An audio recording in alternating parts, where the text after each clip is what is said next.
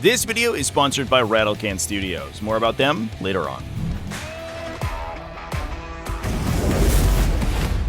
What's up, folks? Welcome back to TacticalTortoise. My name is Trevi, and we're doing another episode of Ridiculous Rules. We're taking a component of Warhammer 40k's core mechanics and breaking it down in absolutely excruciating detail. Today, we're going to be talking about terrain, cover, how terrain impacts line of sight and model visibility, as well as moving around terrain features. How terrain has been treated by the core mechanics of 40k in its 11th edition is basically a total revamp than any previous terrain mechanics that the game has used. So understanding exactly how these work is going to be absolutely vital for play in basically any format, whether that's casual or competitive in a tournament. And we're going to start by hopping into Tabletop Simulator and discussing the different types of terrain and exactly how they work on the table. Now, terrain in 11th edition is broken down into essentially two distinct components that have their own nomenclature. I'm going to try as best as I can to use the term terrain element to describe all the different components all together, even though that's not really a defined term in the rulebook. What the rulebook looks at is this base that is on the table. This is essentially a two-dimensional area,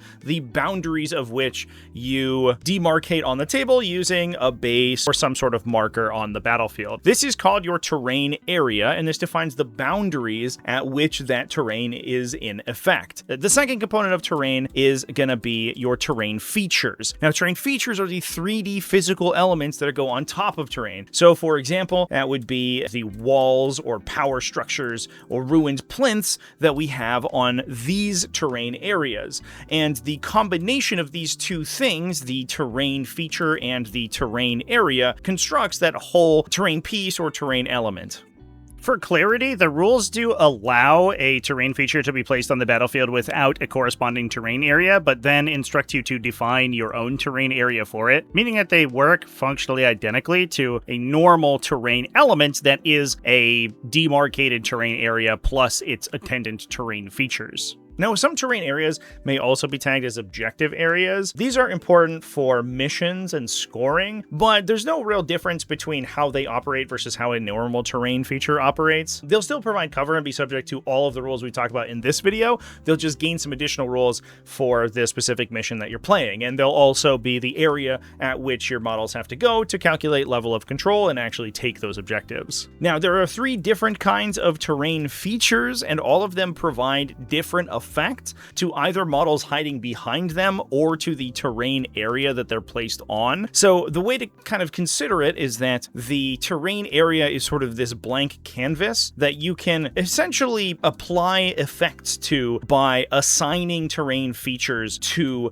that terrain area. So as soon as we place these features down here, they're basically going to apply a bunch of keywords and core mechanics to the terrain area itself. Now, that said, the terrain areas do have a couple of rules that govern exactly how they work. A terrain area will always provide cover to eligible models that are within it, regardless of the types of terrain features that you placed on top of that terrain area. So that's always something to keep in mind, and we'll discuss exactly what cover is and how to get it later on in the video. Now, there are three types of terrain features, the vertical element on top of the base. The first one is called exposed terrain. Exposed terrain is essentially sort of a nothing burger. It's effectively open terrain that can provide you cover. Exposed terrain provides cover to models that are physically obscured by it, so you can imagine that these are things like low walls or barricades or something that wouldn't like block line of sight, but models that are physically sheltering behind it will be a little bit harder to hit. A terrain area that has exposed terrain on it will also provide cover to infantry, beast, and swarm models that are within that terrain. However, exposed terrain doesn't impede movement, it doesn't apply any other line of sight blocking effects, so it mostly is an area that you can enter or hide behind to gain cover, and that's about it. All of the other types of terrain, however, are going to be a lot more impactful. The next type of terrain is light terrain. Light terrain can be conceptualized as things like machinery or ruined structures, or something that is not going to be massively voluminous, but will still be obstructive enough to potentially block some incoming incoming fire. Light terrain does not impede movement for any type of unit, so if it's something like a flimsy structure or something, for example, models will be able to crash through even if they're something like a vehicle that would not be able to go through larger terrain features. However, it is important to note that with basically all terrain features, you do have to move around them. You can't necessarily land directly on top of them unless there are some very specific circumstances. So light terrain features will still impede movement in that they will occupy space on the terrain area where models might not be able to land. They won't actually prevent that model from moving through them. Next, we're going to talk about the most important part of light terrain features, just after a word from our sponsor. This video has been sponsored by Rattlecan Studios, the purveyor of gorgeous commission-painted miniatures for your Warhammer 40k armies. Check them out at rattlecanstudios.com, where you can get a quote and a quick turnaround time for your commission project. They offer several levels of both painting and basing, from tournament standard to tabletop plus, providing you a solid battle-ready army up to a competition-level paint job. They even offer a 15% discount on all models that they procure for any of their commission projects. So visit rattlecanstudios.com to check out their galleries and to get a quote today.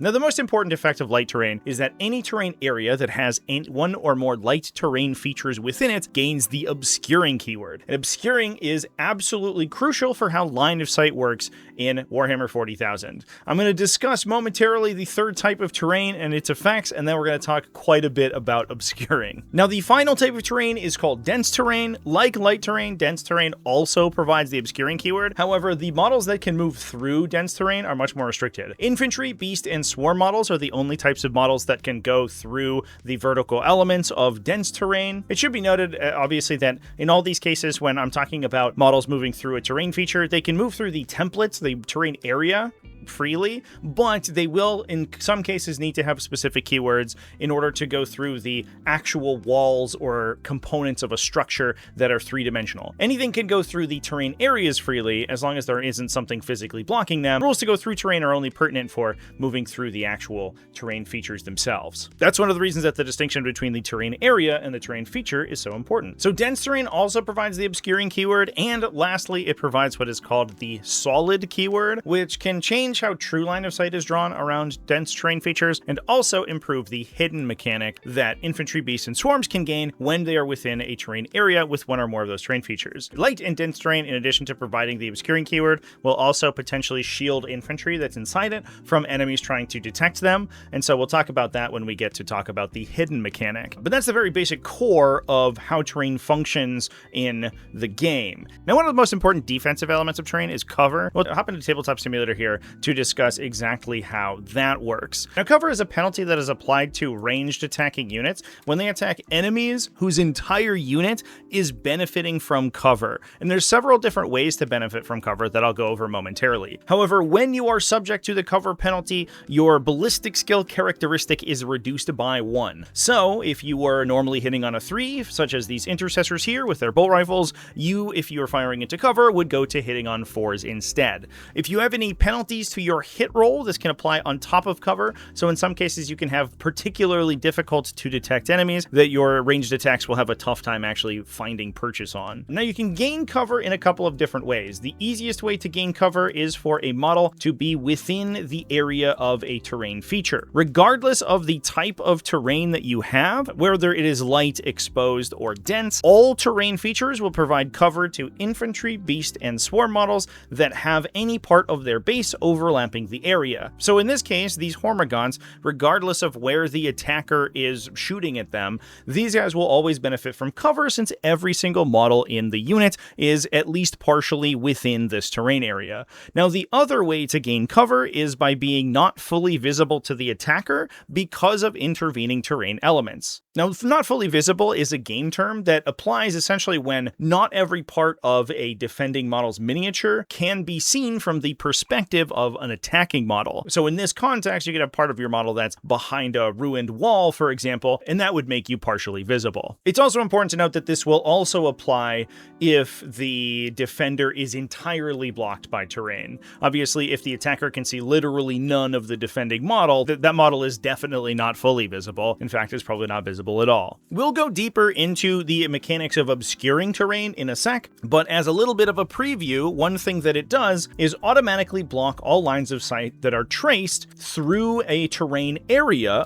that it possesses light or dense terrain features, as long as neither model is within that terrain area. So, for example, if these intercessors here wanted to draw a line of sight to the Hormagaunts in the back of this squad, they would be blocked by the terrain area in front of them, ergo they would be not fully visible, and they would also gain the benefit of cover. Now, to be clear, there is an inconsistency in the wording for obscuring terrain features that potentially doesn't block line of sight to partial elements of a model that are behind the obscuring feature. However, this is indicated otherwise in diagrams, so we are going to assume that models can be partially behind an obscuring terrain feature and gain cover, like this Hormagaunt in the corner. Now, a cover applies to an attack as soon as every model in the defending unit has cover applied from some source. This could be being within the building, it could be being behind the line of sight blocking elements of the building. We call these true line of sight blocking elements because they make you physically unable to be seen, or it could be through the obscuring mechanic and having the obscuring terrain feature intervening between you and the attacker. In any one of these cases, that would provide each of these individual models cover, and as long as the entire unit has all of its models benefiting from cover in this way,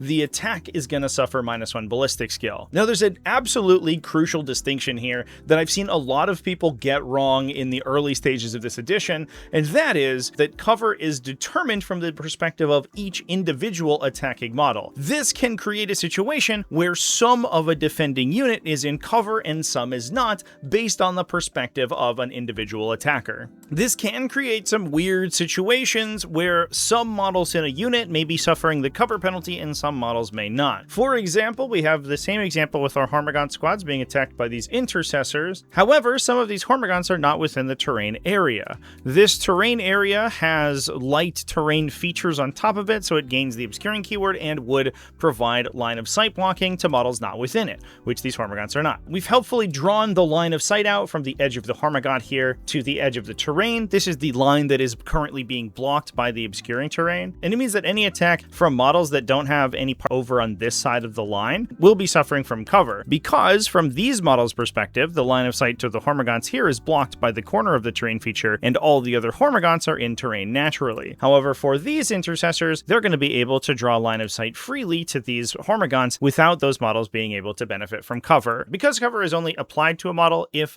every model in the unit has cover from the perspective of an attacker, in this case, you would split the intercessor's attacks into two groups. These two would fire at the target as if it had cover, and these three would fire at the target as if it was out in the open. I have a whole video that I released a couple weeks ago covering exactly how attacks work and how this in particular is calculated, with a lot more examples of how to gain cover and how it affects your different units. I highly recommend you check that out, and I'll link that in the video description and on screen here if I remember. Now, I should also note that while infantry, beast, and swarms are the only unit types that gain cover for touching terrain features, they're not obviously the only types that can gain cover from terrain features. And the true line of sight and obscuring elements of terrain still work for other unit types like monsters and vehicles, for example, regardless of whether or not they're touching the terrain template itself. For example, this Hive Tyrant here is a monster. He does not gain cover for touching the terrain template, but he does gain cover for being obscured by the terrain or its terrain features. So in this case, he would gain cover from these intercessors because he's physically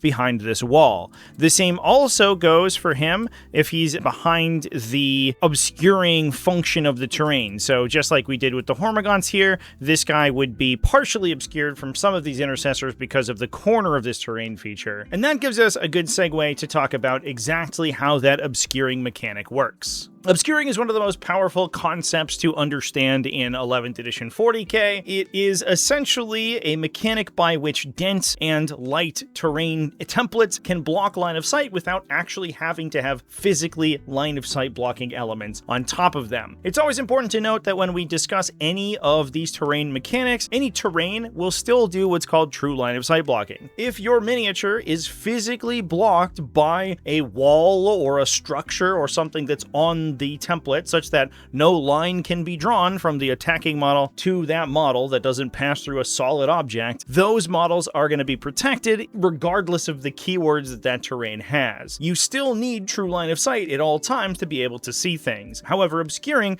adds an additional modifier to some terrain features that makes the terrain area itself block line of sight to things that are hiding behind them. At its most basic, obscuring just says that any terrain area with the keyword, meaning a terrain area that has light or dense terrain features on top of it somewhere, is going to gain that obscuring keyword, and line of sight cannot pass through that terrain feature unless either the attacker or the target is within the terrain feature. In this case, even though we can draw our true line of sight, and these Hormagaunts here would be clearly in the open, because there is an obscuring terrain feature between them and these intercessors, line of sight between these two units cannot be traced. As soon as a single model moves into that terrain feature, the line of sight opens up and you use true line of sight instead. This would mean that all of these intercessors can now see this one Hormagaunt. However, line of sight is still traced from model to model, so if for whatever reason we are tracing line of sight from the other intercessors to the Hormagaunts behind that terrain feature, line of sight would be blocked to those Hormagaunts. Now, as I mentioned before, it's also important to note that true line of sight will always override this. So even if a Hormagaunt, for example, is within a terrain feature, they still can't be seen if there's no physical line of sight. So the vertical elements of the terrain still matter quite a bit because you're not going to be able to see them if they're just behind a wall entirely. Now, one thing I should mention is that this capacity only unlocks for most models when their base enters the area of the terrain. We'll talk about some ways that this gets a little bit funky later, but essentially having a model that protrudes over the terrain doesn't actually count them as within it for the purpose of line of sight. Your base has to be inside an area for you to be considered to be within that area, so having a model that is projected over the terrain doesn't do anything as long as their base isn't touching it. There is a little bit of a difference here for frame measuring models, that is models with the frame keyword, because they essentially treat every part of their model as a base for determining whether they're in an area.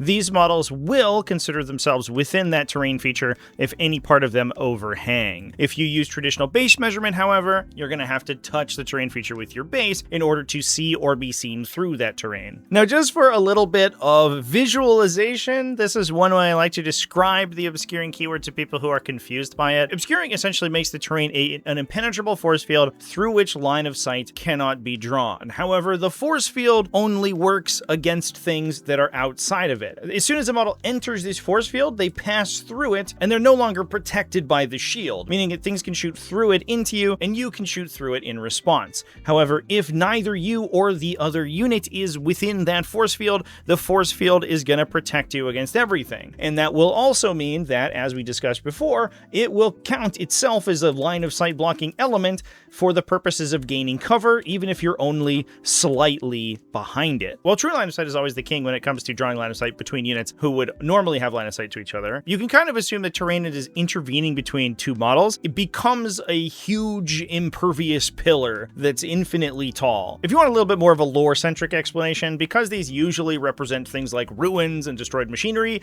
I always like to explain to people that the idea is that these are physically destroyed buildings. There's detritus, there's broken walls, and more importantly, there's fire, smoke, spilled chemicals, and burning electronics that's making it impossible to accurately draw a bead on the unit that's taking cover on the other side. Now, to throw an additional wrench in the works, dense terrain features will also apply the solid keyword. Solid is essentially a keyword that will modify the true line of sight of the terrain to make it easier for models to hide behind it. In this example, we'll assume that this orc barricade is dense terrain, thereby having the solid keyword. Solid treats any gap in the terrain feature as closed or sealed off or impermeable as long as it is no higher than 3 inches above the ground. If you're familiar with competitive play, you might remember a rule similar to this in a lot of competitive alternative formats called first floor line of sight blocking or first floor blocked. Essentially, you would treat the ground floor of a structure up until its first floor as being opaque regardless of any windows or things that were inside it. And that was in order to make terrain that looked nicer and that you could see models through without making it too easy to attack enemies that were behind it. All dense terrain features now by default have this rule, meaning that situations like this, even though these Hormagaunts would be inside this terrain feature,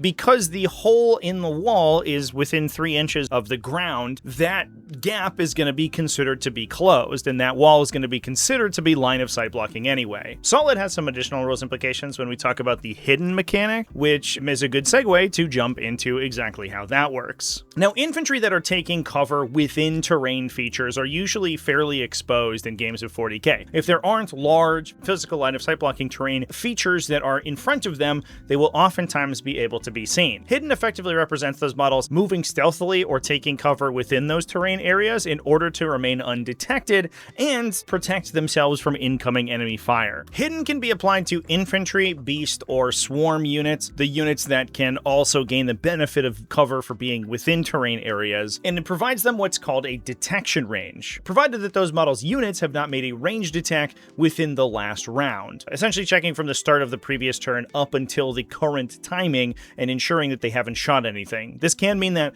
jumping out to fire Overwatch or reactive shooting or something can strip your hidden status, but it also means that if you are a primarily melee unit that doesn't really do much ranged attacking, you can be in hidden for most of, if not all of the game. If you do qualify for hidden, then you gain what is called a detection range. Detection range is the range that enemies have to be within in order to detect you. It counts you as not being in line of sight of any enemy model that is not within that distance, and many things will modify detection range. All hidden starts at a baseline 15-inch detection range, and things like abilities, stratagems, or enhancements can either decrease or increase this detection range. You can have detection range that is increased for offensive units that are firing into those hidden models, or you can have detection range for particularly stealthy units that is decreased, requiring that enemies get closer to you in order to attack you. What's interesting about this is that it affects everything, not just attacks. That model is essentially considered to be as if it were true line of sight blocked for anything trying to gain access to them. So even if you have abilities or targeted effects that would normally trigger on something that is visible to your unit, if you are not within detection range of that unit and they're hidden, you're not going to be able to utilize it. Now, it's important to note that the hidden rule applies to individual models and not units. While it does require that the entire hiding model's unit not perform any ranged attacks in the last round, unlike cover, it would basically just impact enemies' ability to trace line of sight to that individual model. Attacks can be targeted on any unit that is within range and has at least one visible model to the attacking unit, so you can use multiple ways to block line of sight in order to protect yourself from attacks. So let's take this Hormagaunt unit, for example.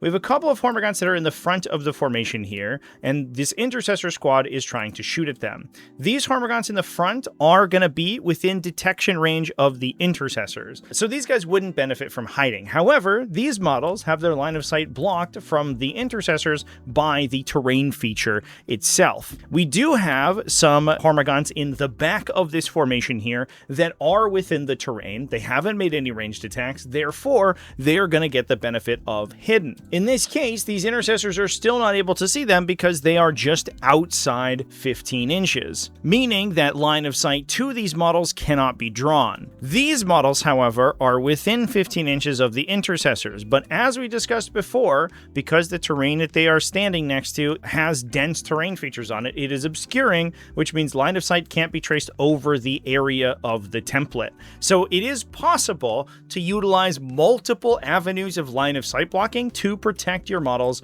from enemy attacks. Some of them can be true line of sight blocked, some of them can be hidden, and some of them can be line of sight blocked by the obscuring terrain area. In this way, hidden is not a mechanic where all your models have to always be within a terrain feature in order to benefit from it. you can kind of consider it as putting up a little shield or a wall in front of models as long as they are 15 inches away from enemies and within the terrain. Gaining line of sight to those models in specific is going to be much more difficult, but other models in the unit may have line of sight blocked to them in other ways. Speaking candidly, I think Hidden is one of the coolest implementations of new mechanics in 11th edition 40k. It allows infantry to play much more fluidly on the table and requires that vehicles close distance with them in order to attack them, which is very realistic. Now, I mentioned before that dense terrain also applies an additional modifier to Hidden, that being the go to ground rule. A unit is gone to ground as long as it is physically behind a dense terrain feature. A model is gone to ground when it's hidden and it's being affected by the same restrictions that gaining Hidden the normal way would. That's a weird way to say this, but that is because if you have an effect on you that says you can still shoot, for example, and gain Hidden, you can't use those abilities to also gain go to ground. Go to ground requires that you more strictly adhere to the restrictions of the hidden mechanic than you would be able to normally, even if you have some sort of special free pass. In addition to that, line of sight to you has to be blocked by a solid terrain feature. That means a terrain feature that has the dense keyword, also applying it the solid keyword. Now, the idiosyncrasy here is that this refers to the actual three-dimensional element that's on top of the terrain area, not the terrain area itself. So the model that's trying to go to ground has to be partially visible behind the actual physical wall that is the solid terrain piece in order to gain the go to ground effect, which is a 3-inch reduction in detection range, meaning that enemies will have to be 3 inches closer in order to see models that are at least partially behind this wall. So in most cases, what you'll see is that a lot of units will stack up behind these walls, because even if enemies are able to get in and gain line of sight to them, they're going to have to be within 12 inches rather than 15 in order to attack them, because line of sight to all these Hormagaunts from a ground level attacker is always going to be at least partially obscured by this terrain feature right here. That said, it's possible and relatively easy to get caught out on the opposite side of this. Let's say that we wanted these guys to have line of sight to the Hormagaunts here, and we had placed our Hormagaunts pretty far back, assuming that we would gain the gone to ground effect. These Hormagaunts in this position, however, are not partially behind the dense terrain features, the solid terrain features on this terrain area, meaning that line of sight to them can be traced normally using the normal hidden mechanics. So the Hormagaunts would have a normal 15-inch detection range when measuring between them and the intercessors. However, the models that are physically behind this wall would end up having a 12-inch detection range, meaning that the intercessors would actually be out of range to attack them. This means that the unit would be eligible for targeting because the intercessors can all trace line of sight to at least one Hormagaunt over on the side here who is not gone to ground, and they're then going to be able to light up the unit and inflict casualties as normal. So those are all the hidden mechanics of Warhammer 40,000. Let's talk about how terrain impacts movement. Now, this section is fortunately relatively straightforward due to the terrain keywords that I mentioned at the start of the video. Light and exposed terrain does not impede movement whatsoever. It will only impede the final position of a model. Models cannot be placed on top of terrain features unless otherwise specified, meaning that you're going to have to go around them, but you're not going to have to pay any movements to go through them if you want to. You essentially just pick up the model and phase it along the table, moving through those smaller terrain features as if you could knock them aside or break them. Now, when it comes to infantry, beasts, and swarms, those lighter units that get a lot of benefit from being inside terrain areas, those models can move freely through any type of terrain, not simply light or exposed. And so these smaller models gain a benefit in mobility. Larger models like vehicles and monsters cannot necessarily go through dense terrain features. However, they are able to traverse areas of dense terrain that are 2 inches or less in height. Essentially, if no part of the feature through which the vehicle or monster is moving is greater than that height, they're going to be able to move through freely. So this rhino, for example, can go through these low walls, even if those low walls normally belong to a dense terrain feature. It's important to note, though, that any light terrain features can be moved through freely regardless of its height. As long as it has the light keyword, vehicles and monsters and other things are going to be able to go through them without penalty. Models that fly can use their unique method of movement called taking to the air in order to ignore these terrain features as well. When it's picked up to move, you can choose for a model to take to the air as long as it has the fly keyword and reduce the total distance that that move can travel by 2 in order for it to ignore all intervening terrain features. It's able to move up to the second level of terrain features without additional penalty. It only has to measure the horizontal distance it moves along the table, and it's able to go through terrain features without penalty as well. So for example, if we had a flying model right here who is movement 12, he could choose to move through the air to move 10 inches to be placed on the other side of this terrain, even if normally he would have to move around the sides of the terrain. It's also important to note that through the air movement lets you move through enemy models as well as other monsters or vehicles, which makes it a very flexible form of movement. Now, speaking of moving to different levels, another important piece of interaction with 11th edition terrain rules is the ability for models to clamber up to the second level of terrain features. Models are able to ascend or move vertically up terrain by moving within half an inch of that terrain feature in order to essentially grab onto and clamber up it. You then measure the vertical movement and the model ascends vertically to get to a higher level, assuming it has a position to place its base at the end of that movement without its base overhanging off the edge of that second floor. This allows models a greater vantage point and to shoot down on enemies. However, it's also important to note that the only models that are allowed to end a movement in this position are infantry, beasts, swarm, flying, or monster models. Any vehicles or mounted units, for example, are not actually going to be able to jump on top of this unless they themselves have the fly keyword. You also have to ensure that you have enough space for the entirety of your base to fit without overhanging the edge of that terrain. If any part of your base can't necessarily fit, then you can't complete that movement. This also means that a model can't attempt to ascend a terrain feature and stop making that movement halfway through, because if the intercessor here was trying to clamber and ended up somewhere inside the wall instead of on the second floor, he would not have enough space for his base to be placed, and that would not be a legal position for him to stand. Now, last but certainly not least, before we ramp up our discussion on terrain in 11th edition, let's talk about exactly why you would choose to go to the second level of terrain. It oftentimes exposes you to enemy fire, and while it gives you a better vantage point, lets you shoot ranged attacks a little bit more easily, people can shoot back at you just as easily. And that benefit is the Plunging Fire mechanic. Plunging Fire grants a bonus to a unit that is on an upper level of terrain and attacks enemies that are on a lower level, as long as you are situated in a legal position that is at least 3 inches above the ground level of the terrain feature, so 3 inches above the level of the board, you gain the Plunging Fire bonus, which improves your ballistic skill by 1. A good way to remember the effect is that it essentially offsets the benefit of cover. So you can imagine that if these Hormagaunts were inside this terrain feature, taking cover behind ruins or low walls, for example, gaining a higher vantage point makes it easier to fire at them without having to worry about those intervening pieces getting in the way, and so the +1 ballistic skill perfectly offsets the -1 ballistic skill of shooting into cover. Although it's obviously not necessary that your target is in cover in order for those to apply, because these guys are on the top level of the terrain here, shooting down into the Hormagaunts here, they would just be hitting on 2s rather than 3s if the Hormagaunts weren't benefiting from cover for some other reason. It is also important to note that models with the towering keyword that are within 12 inches of their target always gain this bonus because they are very tall and can shoot down at things. But with that, those are all of the terrain rules in 11th edition Warhammer 40k. So thanks for watching all the way to the end of the video. Thanks as well to everybody who supports Tactical Tortoise, whether that's over on Patreon at patreon.com/tacticaltortoise, YouTube channel members, Twitch subscribers. All you people are amazing, and I love you. Remember to keep it classy, folks, and as always, have happy wargaming.